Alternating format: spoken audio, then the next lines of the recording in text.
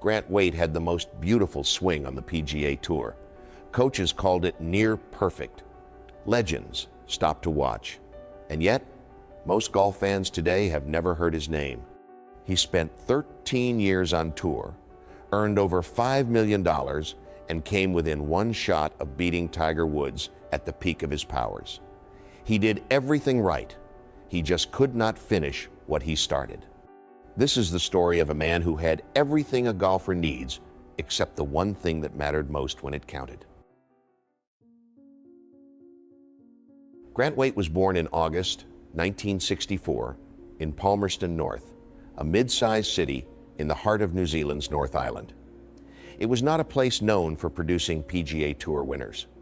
It was not a place where young boys grew up dreaming of Augusta or Pebble Beach.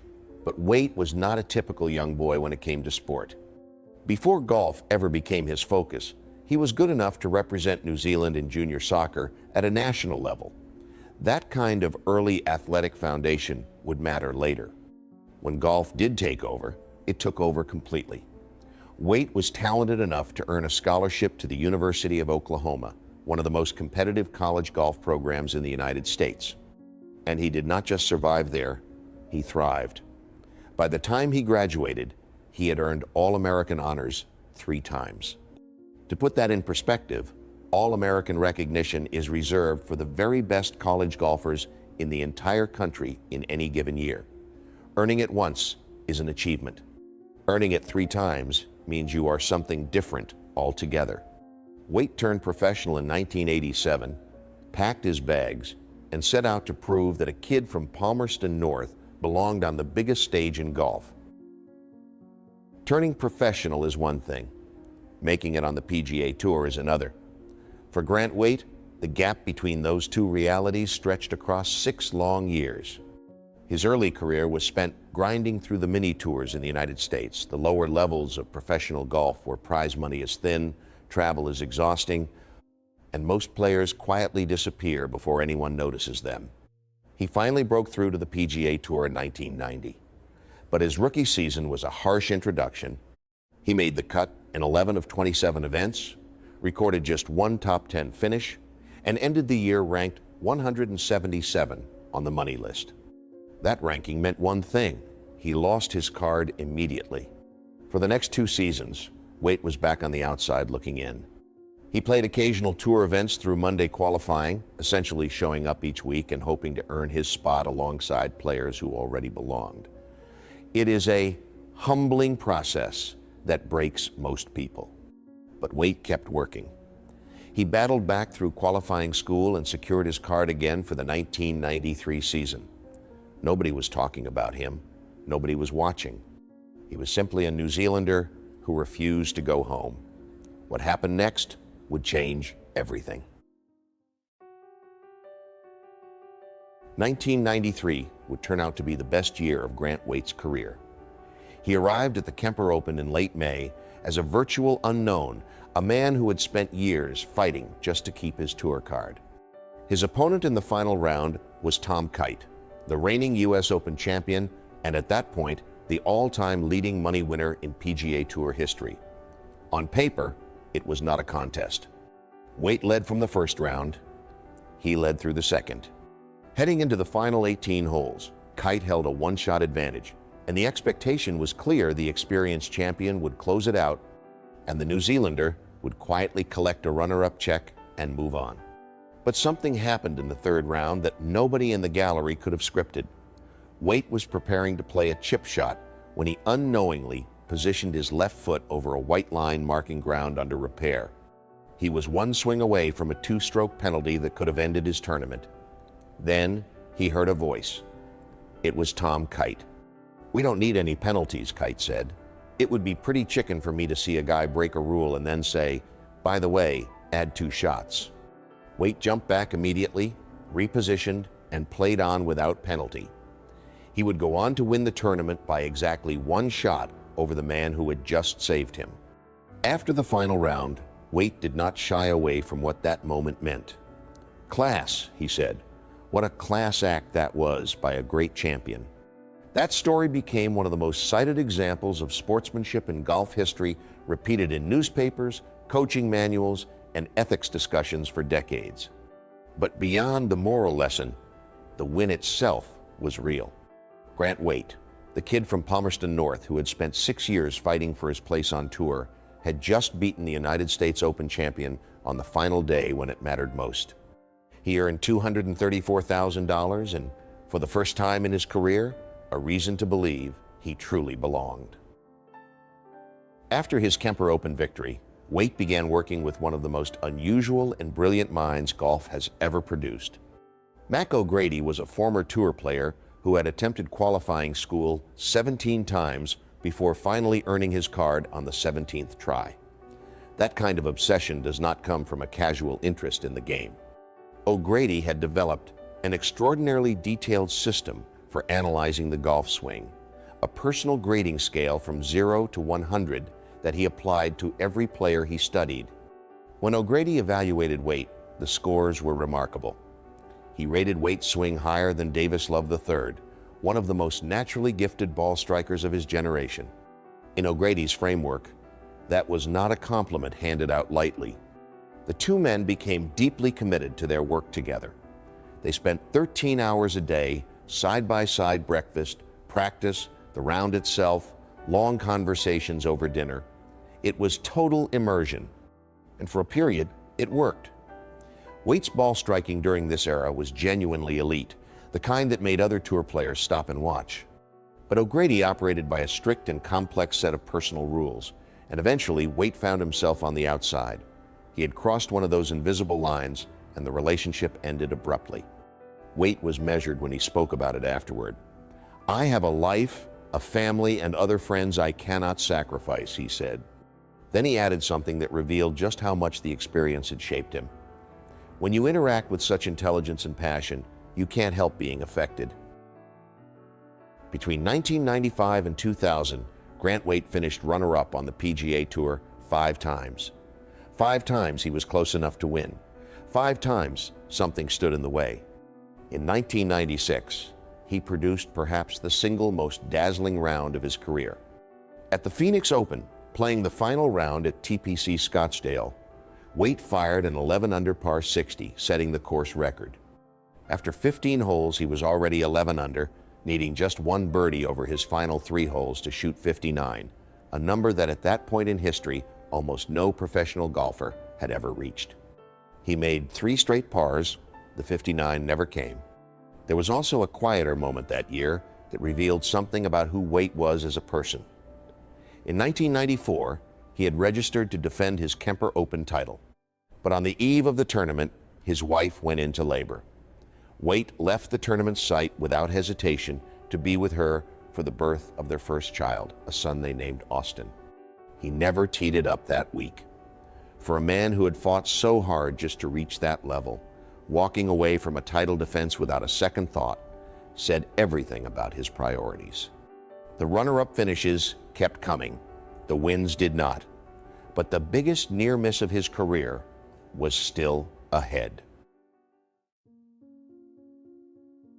To understand what happened at Glen Abbey in September of 2000, you need to understand what Tiger Woods was at that exact moment in time. He had already won 4 major championships that year alone.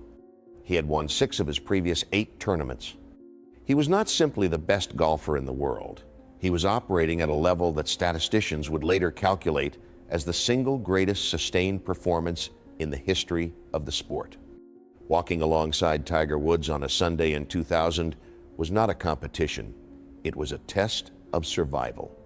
Grant Waite had already finished runner-up the previous week at a tournament in Vancouver. He had walked away frustrated, and he made a quiet promise to himself that the next chance would be different. It came almost immediately. At Glen Abbey Golf Club in Ontario, Waite shot 69 and 64 over his first 2 rounds to put himself in contention. Tiger, meanwhile, had opened with an uninspiring even par 72 before catching fire with back-to-back birdies and eagles down the stretch the following day. By the final round, Waite held the lead. He played some of the best golf of his life that Sunday, clean, controlled, and bogey-free. He and Tiger traded blow for blow all day, combining for 13 birdies between them. Neither man made a bogey. It was the kind of final round that reminded everyone watching why they loved the sport. Then came the last hole. Tiger needed a birdie to win. He drove the ball into the right fairway bunker, leaving himself 218 yards to the flag, over water, in fading light, with rain beginning to fall. Waite was already on the green in 2 shots. All Tiger needed to do, by every logical measure, was advance the ball safely and accept a playoff at worst. Instead, he hit a 6-iron out of wet sand that flew over the trees, carried the water, and came down just to the right of the flag, caught the back edge of the green, and released onto the fringe behind it. From Waite's perspective, standing on the green, the ball had started in the wrong direction entirely. When the ball took off, it was in a different direction, he recalled. I'm like, oh my goodness, he hit it in the water. Then the ball held its line just enough, grabbed the last strip of land right of the pin, and stopped 18 feet from the hole. Tiger got up and down for birdie. 1 shot, tournament over. Waite stood there and took it in. I said to my caddy, "You're not supposed to do that," he recalled. "You're supposed to hit it in the middle of the green." "I'm hitting it to the middle of the green, from the middle of the fairway." Tiger's caddy, Steve Williams, later called it the greatest shot he had ever witnessed in all his years on tour. Fellow player Scott Verplank was equally direct. "The greatest shot I've ever seen in my life." Years later, Waite found a way to frame the loss that few athletes ever reach. "This was a failure where you can actually feel pretty good about," he said, "because you played well, did everything you wanted to, and you went up against the greatest player in your generation and made him play at the highest level in order to beat you. So I'll take all that with me." After Glen Abbey, Waite continued to compete. But something was quietly breaking down beneath the surface of that beautiful swing. It did not happen all at once. It crept in slowly, in the short game, in the moments closest to the hole, the area of the course where feel and trust matter more than mechanics. What Waite was experiencing has a name that golfers dread more than almost anything else: the yips. Not a technical flaw you can fix on a practice range. The yips are a neurological response, a misfiring of the brain's motor signals under pressure that causes involuntary movement at the moment of execution. It can strike anyone at any level without warning, and once it arrives, it is extraordinarily difficult to remove. Golf at the tour level is unforgiving in that specific way. You can stripe every drive, find every fairway, and still lose tournaments on the smallest shots from the shortest distances. His ball striking remained elite, but the scoring suffered. Slowly, then suddenly, the results dried up. By 2004, Waite lost his PGA Tour card for the final time. The New Zealand Herald described him as a golfer known for his magnificent swing and for a short game that soured over time and ultimately did him in. The most beautiful swing on tour could not save him from the smallest part of the game. Grant Waite did not disappear. He rebuilt. From 2006 onward, he began transitioning into coaching quietly at first, working with a small number of tour players who had heard about his knowledge of the swing and sought him out privately. He was careful about who he worked with and how, but word spread the way it always does when someone genuinely knows what they are talking about.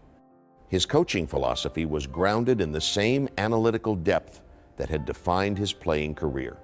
He believed that golfers at every level were capable of understanding real concepts, not simplified versions handed down to make instruction easier for the teacher. "I believe in the intelligence and ability of every golfer to understand good concepts and principles," he said. "Dumbing it down is an excuse at times for incomplete information that makes it more difficult." The results followed. In early 2021, a young Thai professional named Paddy Tavatanakit came to Waite, struggling with the transition from amateur to tour life. They worked on her swing path, her course management, and her mental approach to competition. Months later, she won the ANA Inspiration, one of the LPGA Tour's major championships, leading from the first round to the last. Waite congratulated her publicly. "I am privileged to coach her. What an incredible talent." Then in 2024, one of the top-ranked players in the world, Victor Hovland, sought Waite out. His knowledge is very impressive, Hovland said. He has won on the PGA Tour, he knows what the data says, but he can also equate that to feels. I find that very helpful. The forgotten golfer had become one of the most sought-after minds in the game. So what really happened to Grant Waite? He was not undone by scandal. He did not walk away. He was not beaten by a lack of talent or a lack of effort. He was beaten by the smallest part of the game, the part that lives closest to the nerve, where mechanics end and something harder to name begins. But here's what the simple answer misses. Waite won the Kemper Open not just with his swing, but with his character in a week where the man he beat could have stayed silent and chose not to. He shot 60 at the Phoenix Open and nearly rewrote history with 3 holes to play. He stood on a green in Ontario and forced the greatest golfer who ever lived to produce what witnesses still call the greatest single shot they have ever seen. And then he walked away from that loss with more grace than most champions show in victory. After all of it, the 6 years of struggle, the 1 win, the 5 runner-up finishes, the yips, the quiet rebuild, he went on to help others win majors he never won himself.